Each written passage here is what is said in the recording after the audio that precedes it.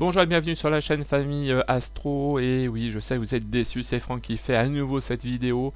Le professeur Lyra ou le professeur Noéline ou encore le professeur Lucas ne sont pas là. C'est normal, ils sont à la faculté en train de donner des cours. Ou c'est peut-être l'inverse. D'ailleurs, ils sont peut-être pas à la faculté. J'ai un doute. Bon, c'est pas grave. Aujourd'hui, on aborde un nouveau sujet. Comment faire une mosaïque avec Prisme 11.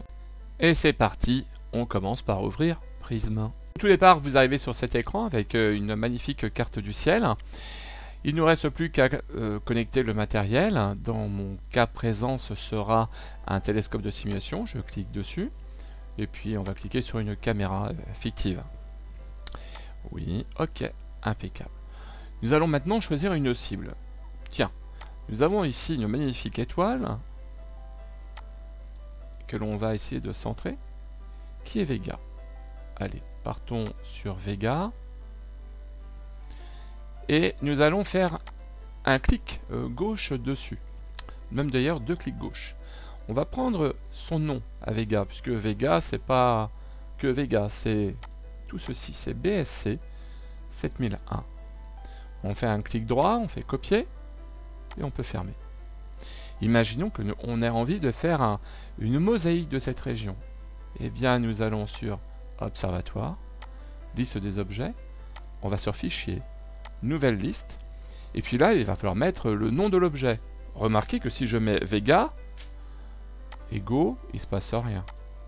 Si maintenant je mets les autres coordonnées, on a des coordonnées. On choisit le recouvrement qui est de l'ordre de 15%, et puis disons que nous partons sur 5 clichés consécutifs en alpha et 5 en delta. On clique sur OK. Oui, ça va effacer la liste s'il veut. Et nous avons donc les 25 champs qui apparaissent sur le panel. On le cache et nous pouvons observer ce que l'on a fait. Nous avons Vega qui est donc ici, avec son nom entre guillemets scientifique, et puis nous avons les clichés tout autour. Et nous avons fait donc une mosaïque. Autre exemple. Alors, pour l'autre exemple, on va retourner sur la liste des objets, et on clique sur effacer. On a changé d'avis. Hop, caché. On réactualise la carte du ciel, tout disparaît, impeccable. Imaginons que maintenant, nous souhaitons prendre en photo M31. Eh bien, pareil, on va dans Observatoire, on va sur Liste des objets, Fichier, Nouvelle liste, et puis ben là, on clique, ou plutôt on tape M31. Égaux. Et nous avons les coordonnées qui apparaissent. Alors maintenant, imaginons, soyons fous, on part sur une succession de 10 photos sur 5, et on clique sur OK. Ça efface la liste.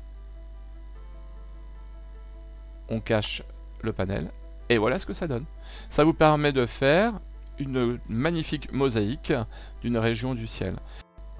L'intérêt de cette possibilité de mosaïque, c'est sans doute de vous permettre de réaliser des mosaïques lunaires en grande résolution, mais aussi de photographier des objets de la voûte céleste de grande dimension tels que M31, que vous ne pouvez pas avoir en un seul cliché.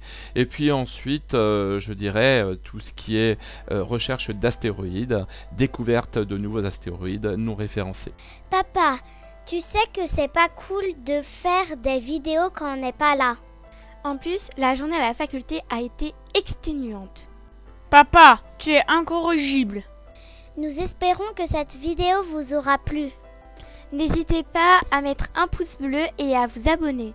Sur ce, on va faire le devoir pour demain. Papa, je peux le faire ce week-end? Et puis quoi encore? Il n'a pas perdu le nord celui-là. C'est pas comme ma monture d'ailleurs. Mais ça, c'est une autre histoire. À bientôt!